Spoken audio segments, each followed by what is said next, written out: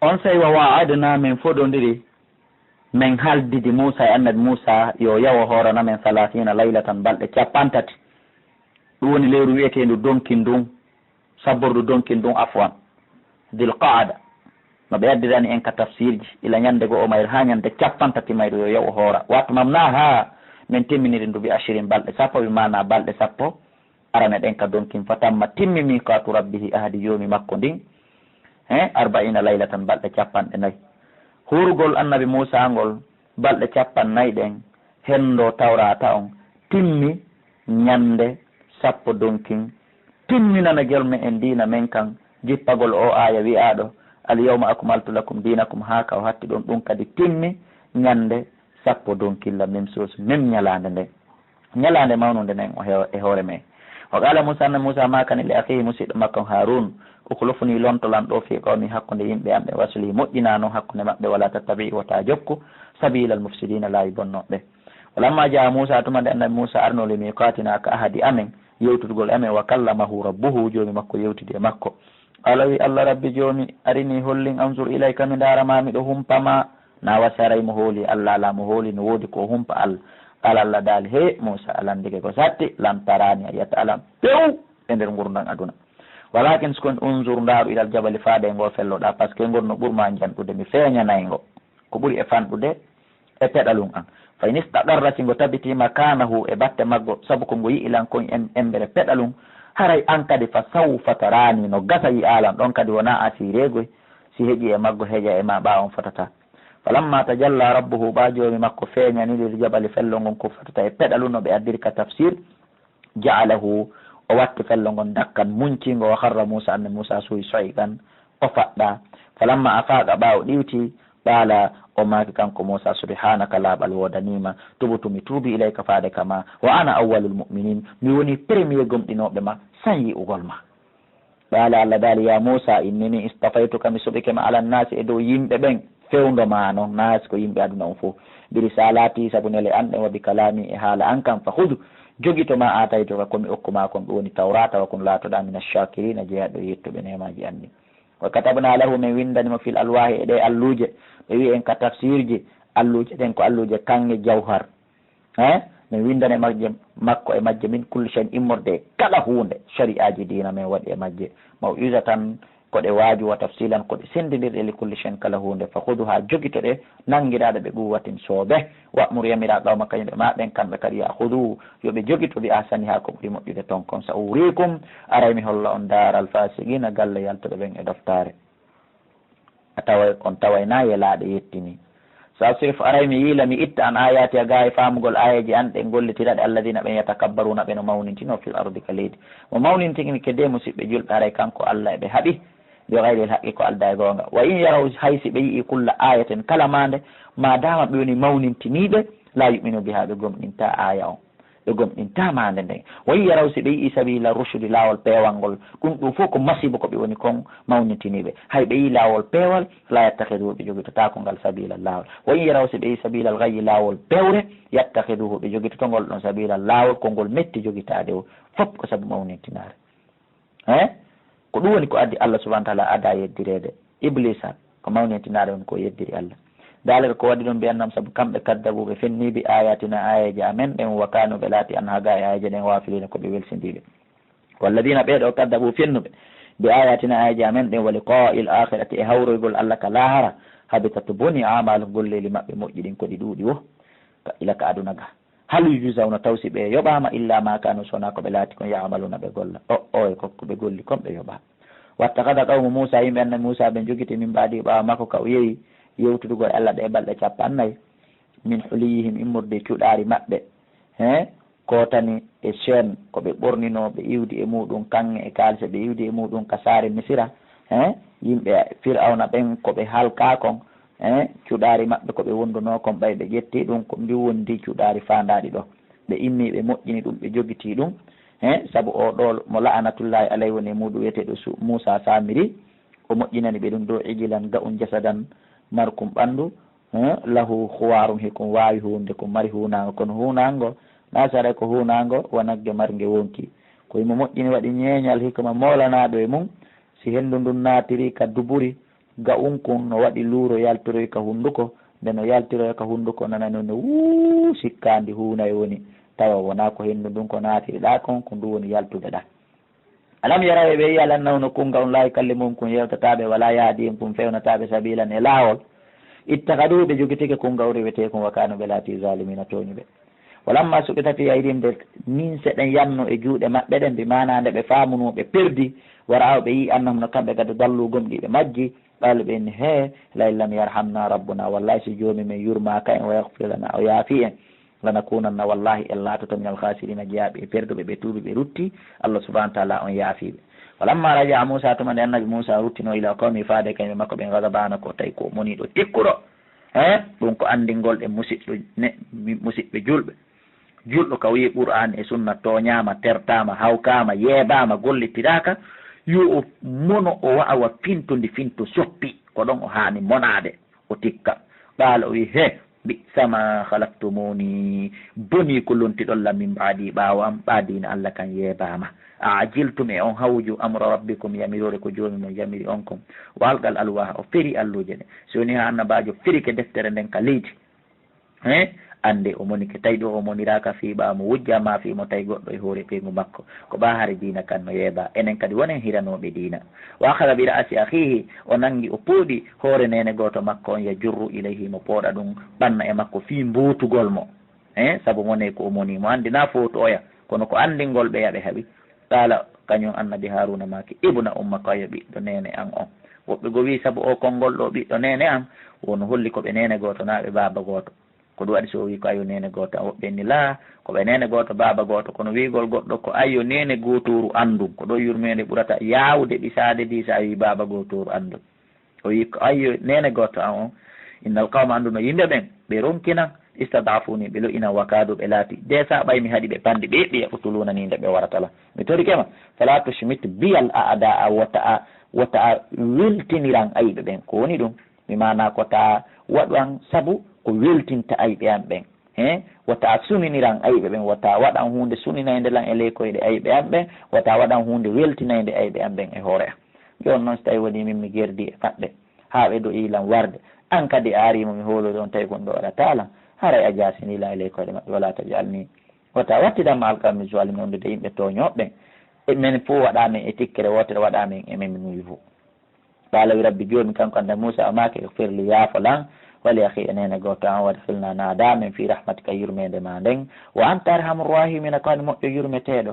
inna alladina ande no ɓe ittahadul ijla jogitiɓe ngaari ndir rewetedi ɓe acci Allah sayanaluhum wallahi aray ka heeɓi ɓe gadabun tikkere min rabbihim immorde ka joomaɓɓe wa dillatun e hoyede fil hayati dunia ka gurdan aduna wa kadalika ko wonani najzil muftarin min yoɓirta ɓen fenuɓe fefindi walladina ɓeeɗo amilu sayihati golluɓe golleli bonɗi summa tabu refti ɓe tuubi min baadi ha ɓaawa golleli bonɗi ɗin wona fus wa amanuɓe gomɗini inna rabbaka anno jooma min baadi ha ɓaawa ɗin golleli bonɗi la gafurun ko yafotoɗo rahen no yurmeteɗo ɓe ɓay ɓe tuubi ɓe laɓɓini ɓe gonɗini ɓe golli ko moƴƴi walamma sakata an Moussa tuma nde deeƴuno iwi e Moussa algadabu tikkere ko monino kon ahadal alwaha o yeyi noon o hocci ko ɗum woni alluje ɗen wa fi nuskati a tawino e nder bindi majji on hudan peewal wa rahmatun e yurmede lilladina wonande ɓen humɓe kañum li rabbi wonande joom maɓɓe yarhabuna hiɓe hulamo waktara Moussa annabi Moussa suuɓi noon on say gawma yimɓe makko ɓen saabu ina rajulan worɓe capanɗe jeeɗiɗo mbimana ko cuuɗi capanɗe jeeɗiɗi mbimana ko famille ji capanɗe jeeɗiɗi famille kala o suuɓi mawɗo gorol maɓɓe on limi katina fi argol ka yewtere amen ka ahadi amen ɗum kadi ko ɓe inni wo Moussa ɓan anani hito Allah menen kadi ko ɓe men nana hito Allah tawi so wi o mawɓe ɓeɗo fo ɓe yaha masibo waɗo kono la ay o daɗano ko moɓe ɓurɓe fewde ɓen ɓurɓe jogade duɓɓen capanɗe jeɗɗo ɓe yaado ɓeɗo nana ko o nani kon hara ɓeɗo hande kadi si ari haalani yimɓe muɗum ɓe fennataɓe falamma akhadathum rajfatu ɓa ha cangon nangiɓe sabi mbini ha cangon ko nangi ɓe kon hiɗen andi ko saabu ko ɓe inni kollan nu'mina laka hatta nara allaha jahara ɓe nani hito Allah ɓe inni ko ɓe yiyamo kadi kala wiɓe rabbi joomi kanko annabi Moussa ɓa yimɓe makko ɓen capanɗe jeɗɗo ha cangon nangiɓe ɓe maayi woni law shita Allah hara hiɗo yiɗino ahlaktam a halkayno ɓe min kabilu ko adi wayya e min tigui tafalno a halkayno men adi men arde ɗo Allah accam ɓe wota warɓe haray alaka mi hoota ko ɓeɗo woni ɓurwaɓe suɓede ɓen e junngo ɓe mi nelɗalam ɓen fof ko ɓe ɗon huwondirtoɓe mi ƴettiɓe min e ɓe min ari si woni ɓe maayi ga ala kami tawa ɓeya a tuhuli kuna e halkira men mbima fa ala sufaha minna saabu ko jofoɓe ɓen huuwi kon e amen wota jogitoro men golle ɗayɓe ɓen golle jofoɓe ɓen marɓe haqqille amen ɓen wowlata koko ɓe ɗo wowli in hiya koko ɓe waɗi ɗo wonali illa fitnatuka so wona jarrabu ye ma tudellu biha yiɗa majjiniramo man tacha mo yiɗɗa majjinde wata haadi yiɗa fewniramo man tacha mo yiɗɗa fewnude anta waliyuna allah ko woni giɗamen omen maraji ɗo goɗɗo go sona men torikema fawfir lana yaafo ɓe yaafo men warhamna yurmeɗamen immintinanalam ɓe men yaada wa anta hayrul ghafirin ko an moƴƴo yaafotoɓe hon ɗum allah subahana taala o immintin ɓe par ce que ɗo ko to soko ɓen bonni allah subahanahu taala jano on jeeji e allah subahana taala jaɓiri saabu ko jano waɗi intervention ko e ande si pay kon bonni baba pay kon kon ari jeeji no jaɓo si tawi noon ko baba pay kon kon bonni est ce que pay kon kon no wawi jeejande baba mo ha jaɓo wata hande a waynen lagine ɗo ko ɗum woni ko heeɓi en ko ɗum woni ko torompi en mi mana enen ko yimɓe hooreɓe ɓen ko wiyete kon almalaw hooreɓe ɓen hooreɓe ɓen ka laamu hooreɓe ɓen ka jawdi hooreɓe ɓen ka gandal hooreɓe ɓen ka yeesoɓe diina enen lagine ɗo ko ɓe ɓoyli ko ɓe ooñi ko ɓe ronki fewde ronki nunɗude hande kadi wona to so koɓɓen wawi jeejude allah allah acca ko to so koye hani bonnude ka hoore laawi lamɓe ɓen e marɓe ɓen e jannguɓe ɓen ɓe daro inna he allah accan ɓe ɗon allah acci donc ha enen ko ɗum ɗo woni ko tardini en ɗo enen ɓoylare nden e oñare nden ko dow woni iwrude yo allah on ɓeydi en fewnude enen e hooreɓe meɗen ɓen e laawol ngol o yiɗi o yarli waktub lana windam men fi hadihi dunia e waɗon hasanatan moƴƴere wa fil akhirati e ka lahara kadi inna menen huɗunamen feewi ilayka faade kama qala allah daali a daabi lette an ndin usibu bihi miɗo heɓinade man acha o momi yiɗi heɓinde wa rahmati amma yurmede an nden wasi'ata nde yajani culla chey in kala hunde par ce que actubu aray mi windanane lilladina wonande ɓen yattaquna hulɓe wa yu'tuna zakata ɓe itti zakka walladina e ɓen humɓe kañum mbi ayatina e jamen ɗe yuminuna heɓe gomɗini ɗe alladina ɓen yattabi'una rasula jokkuɓe nelaɗo on annabiya hu annabajo al ummiya humen binnejo mo wata windude wata janggude alladi o yajidunahu mo ɓe tawi ɗum maktuban fimu hino winda indahum ka maɓɓe ko fanda ɗon ko abdoullahi bun salul e ko nanditata e makko e afwan abdoullahi bun salam na bun salul de ko abdoullahi bun e bi mana salam on mo ɓe tawi no winda ka defte mum indahum ka maɓɓe fit tawrate ka tawrata wal injil e ka injila ya'muru mo yamira ɓe bil ma'ruf ko moƴƴi wa yanha mo haɗa ɓe anil munkari ko aña wa yuhillu lahum mo daginana ɓe attayibati laaɓuɗi wa yuharrimu alayhim mo harminana ɓe alkhabaitha kala ko boni soɓi ñiddi kon wa yadau anhum mo ittana ɓe kadi isram dolle maɓɓe ɗe ɓe marno fewndo annabaɓe maɓɓe ade tiɓe wala ko laala e kolomboje maɓɓe ɗe ɓe kolmbano bimana sattedeji sariyaji tedduɗi wonnoɗi e diina maɓɓe allati ɗin kanat latinoɗi alayhim e dow maɓɓe falladina ɓe amanu bihi gomɗi ɓemo hono abdoullahi bun salam abdoullahi bun jubair salman al farisi najasi wazaruɓe teddinimo kanko mouhammad wa nasaruhu ɓe wallimo wattaba'u ɓe jokki annora ɗum woni qur'an alladi nde unzila jeppinade ma wondude e makko ulaika ɓeɗo humul muflihun ko ɓeɗo woni malaɓe ɓen wol wi ya ayuhannas kono yo yimɓe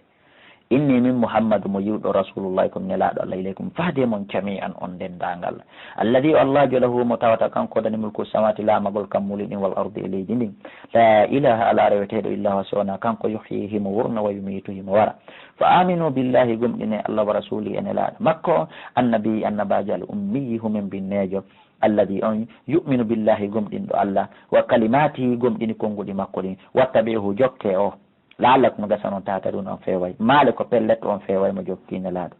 o min qawmi moussa hino jeeya yimɓe annabi moussa ɓen ummatun mofte goo yaaduna bil haqqi tawɓe hino fewira sabu gonga kangoy o mbiyata ko sabu gonga kan yaadilunam koɓe nunɗirta ɗum no toon kono hino toon kadi tawɓe fewirta sabu gonga kan o wattanahum min sendiɓe noon kamɓe bani israila isnata ashrata asbatan min waɗi ɓe gori sappo e ɗiɗi umaman moftanuji o hayna min waynila moussa faade moussa idistasqahu gawmuhu tumaniɓe makko ɓen ɗaɓɓirnomo ndiyan ko ɓe yaraka tumbere sahara mi wi ansi koni idrib tappir bi asaka tuggurde ma ndu alhajar hayre nden o tappi fambaji sat pullitimin e hayre nde isnata ashrata aynan canɗi sappo e ɗiɗi en yewtino explication kon woni fi nde hayre en yewtino tafsiru nde hayre ko hayre mujiza wona hayre o hayre on sawi ɓay canɗi sappo e ɗiɗi ɗin pullitike kadi alima gomɗi andi kullu unasin kala leñol mashrabahum yarirde maɓɓe nden o jallalna min ɗowɗina alayhim e dow maɓɓe algamama duule cewɗe o anzalna min jippina alayhim e dow maɓɓe almanna doobe juɗaɗe tebbeli juɗaɗe wa salwa e lacciriji ma faaɗi waɗaɗi juuri ha yoni min kulu ñaame min tayibati immorde laaɓuɗi ma razaqnakum komin arsike on wama zalamuna allah daali ɓe to ñaali men saabu koɓe mari kon walakin sokon kano ɓe laati anfusen ko hoore maɓɓe zulumuna ɓe tooñi wayde qila lahum ante tuma nde wi'ananoɓe uskunu hoɗe haade hel qariyata e nde saare wa kulu ñaamon min ha e mayre hayso shi'tum kala ko faaloɗon wa qulu yon hittatum konngol yafatongol bakkatu wadkhulul baba naatiron ka dambugal saare nden sujjadan kon sujjuɓe nahfir lakum min yafaton on say khati'atikum bakkatuji mon ɗin sanazidul muhsinin aray men ɓeydana moƴƴuɓe ɓen ko moƴƴi honɗum ɓe waɗi fa baddala alladina wattiti ɓen zalamu toñuɓe minhum e maɓɓe gawlan konngol wayra alladi harana ngol konngol qila lahum ngol ɓe yeetayo ɓe wolu hittatun ɓe sansi ɓe wi hintatun ɓenen kadi farsalna min wurti alayhim e dow maɓɓe rijitan lette min assamai modde ka asama bima kanu saabu konko ɓe laati yazulimuna heɓe tooña wasalum landiɓe alyahudaɓe anil qariyati fi saare allati nden kanat laati noon nde habiratal bahri ka fongo baharu fewndo annabi dawudu id yaaduna tuma ɗe ɓe jaggutuno fi sabuti ka asere min haɗi ɓe taɓa yungu liƴƴi ɗin ɓe funsi ɓe yungi idi tatim tuma nde araynoɓe hitanum liƴƴi maɓɓe ɗi yowma sabutim ñande aseweje maɓɓe ɗen ɓemen tongani ɓe wota gollu surra an tawa hiɗi humbi a nanguira juuɗe ɗen o yawma la yasbituna ñande tawina asewe maɓɓe ko ɗe ñalaɗe hedditiɗe ɗe ɓe duwa gollude ɗon ɓe yahay ɓe yungo ha laata tihim ɗi yarataɓe andintiniɓe ɗum landiɓe on qissa yoɓe alanima on qissa seede koɓe bomɓe koɓe ñolɓe seede na antum ɓe yeddi annabaɓe aridi landiɓe on qissa yoɓe yettima mo ɓaawi ɓe mari ganda kadalika kono ni nabluhum min jarribori ɓe bima kanu saabu koɓe laati ko yasɓuna ɓe fasinguino wayde ko alatu ummatun kamɓe yungiɓe liƴƴi ɓen kamɓe yimɓe annabi dawuda ɓen allah daali anditi tuma nde wino moftego minhum e maɓɓe lima taizuna ko ɗum wajanto ɗon qawman yimɓe allah ɓe tawata allah mulikum o halka ɓe joni aw muadibu ma o litta ɓe adaba letto shadidan tiiɗuɗe ɗaluɓe enni komin woni ɓe wajorde ma adira tan ko ittugol nganto ila rabbikum faade ka joomi mo wala allah no gasa kamɓe goy si ɓe wajama kadi yattaguna ɓe hulay allah mana yimɓe ɓen fecci pecce tati ɓeyi menen min yungoto liƴƴi ɗin e ase ɓay ko nden ñande tun ɗi woni arde ɓewe minen ɗo ɓa allah haaɗi wota yunde min yondinoriɗe a balɗe jeego kala ko heeɓi min jaɓay min yondinori e ɗum ɗon kono noon faalaɗo yo yungo menen min ala haɗude goto ɓeeɗa wi menen min yungotago kala kadi wiɗo yungoto min haɗaymo ɓe fecci pecce tati falamma nasuɓa ɓe ejjitima dukkiru bihi koɓe wajora kon allah confirme fi pecce ɗiɗi o deƴƴi fi ndeya feccere en jeynamen dandi alladina ɓen yanhawna ani suu'i wonnoɓe haɗude bone on ɓe yungaki liƴƴi ɗin ɓe haaɗi wonɓe yungade ɓen kadi allah confirme wonde o dandi ɓen wa akhadnamen nangi alladina ɓen zolamu toñuɓe bi adabin lette bayisin taƴiniɗe yaltugol e mum bima kanu saabu koɓe laati ko yefsuɓuna ɓe fasinguino ko woni ɓen ko tewiɓe ɓe yungi liƴƴi ɗin amma ɓe yungaki liƴƴi ɗin wi'i kadi haɗata faalaɗo woyo yungo ɓen ɗon allah deƴƴi fi maɓɓe kono noon ka tafsir ɓe haalani en wonde hiɓe jeeya e fedde halkande nden immitagol noon maɓɓe ɓe a wonoyta gotum kala immitoy to e hoore allah haalimi kono lette ɗen ɓay ari te huɓintinnoɓe enen kadi musidɓe guineenɓe jaka sa huɓidike ɓeygure ma ndin tun awa jaaki ɓeyguriji kawtal mangal e musidal mangal jaka haray adaɗali immo waajoɗaɓe siɓe jaaɓi awa siɓe jaɓali hande kadi si lette ɗen aroyi ko kamɓe tun haray an a tawaka on yaalno courant mankiri lagine ɗon sikka ko info faggiti fi angal courant wona info kono ɓayɓe faggitiɓe fi wota courant heɓo ɓeɓe faggitanaki immanoki haɗiɓe wona info jiwɓe men info woni wattade pantalon ji tokka mesa tokka peɗa tokka mbay ko wayla ɓalli kono ɓaɓe ɓiɓɓe mum ala wadde ɗum ɓe immake ɓe haɗi ɓeeɗa ko ɗum waɗi musiba o hande hino woni amma e hoore men wajodiren haɗidiren falamma atawtuma nde ɓe townitino ammanuhu anhu koɓe haɗa kon e mum qulna lahum min wiyani ɓe kunu wone guiɗata tan kulaji khasina ɗi ɓireedu wa id ta'addana rabbuka antuma nde jomma ewnino o wi la yab'athanna alayhim wallahi o imminay o nelay faade e maɓɓe ila yawmil qiyamati ha ñande dargal o wurtay tun e hoore maɓɓe ñande o man yassumuhum on mono memina ɓe suwal adabi lette bonɗe inna rabbaka anno jomma allah sariul iqabi ko yawɗo lette ko lettata goɗɗo wa innahu no allah kadi tagafurun ko yafoto ɗo rahim ko yurmeteɗo o mari ɗiɗi ɗi kala koko ɗaɓɓirɗamo o okkore ko yonata yo allah okkore yurmede makko nde wa qattanahum min senditiɓe min divisiɓe fil ardi ka leydi umaman min waɗi ɓe pecce minhum noye maɓɓe as-salihuna moƴƴuɓe wa minhum noye maɓɓe duna dalika ɓe hewta moƴƴuɓe wa balawnahum min jarriborɓe bil hasanati moƴƴi wa sayyi'ati e bone he siko laamu heɓuɗa a jarriba siko follede heɓuɗa a jarriba siko nawnare a jarriba siko cellal a jarriba siko jawdi a jarriba siko basal a jarriba yo Allah jarribore en piiji moƴƴi ɗi o waɗa en kadi lumboɓe e majji ara o waɗali en luttoɓe e majji ya Allah laallam noga so kamɓe yarjiuna ɓe ruttoto fa halafa lontimi mbani ɓawa ɓeɗo no halful lontotoɓe warisul kitaba ɓe roni defte ɗen yahuduna tawi ɓe jogito kamɓe ko woni haaju maɓɓe ko nangugol ko ƴettugol arada hadal adana jawkoy ko weeɓitani oɗo aduna ɓe jangganay kefeero qur'anu ɓe jangganay nafigijo qur'anu ɓe waɗanay kefeero torare Allah ɓe janggay ha ɓe anda ko ɗum ɗo duwa kono si ɓe gollitiri ɗum kamɓe waɗaɓe haɓay ɓe terto gollitirgol wa yaquluna ɓen amode he Allah ko yoyyirunone so yufaru lana aray o yaafo en asikkay kamɓe Allah ɓe haldu won yatim si ari ɓe ara ɗum weeɓitande jawdi kadi mithlu sifa ɗuma yahuduhu ɓe nanga ɗum ɗon kadi ɓe inna Allah yaafoto en alam yuhadu alayhim e yettano ko e hoore ɓe misaqul kitabi ahadi wonni ndin ka deftere Allah yaqulu wonde ɓe wolata ala Allah biliɓe e hoore Allah illal haqqa si wona gonga wa darasuɓe janggima fi kon ko imo ha ɓe faami pellete ɓe yettodano ndin ahadi hiɓe andi ɗum ɓe janggi ɗum ɓe faami ɗum ko ɓe noon darade liɓa fenade e hoore Allah par ce que kamɓe Allah ɓe haldita o yaafotoɓe waddarul akhiratu wallahi ko galle ɗen ka laare hayrun ɓuuri moƴƴande lilladina wonande ɓen yattakuna ɓen huula Allah wono woniri kadi ko ɗen ɓuuri bonande wonande ɓen yimɓe ɓeno suusa Allah afala taqiluna en haqqilta inchallahu allahumma rabbana na aqil men haqqile walladina ɓen yumassikuna ɓeno joguito bil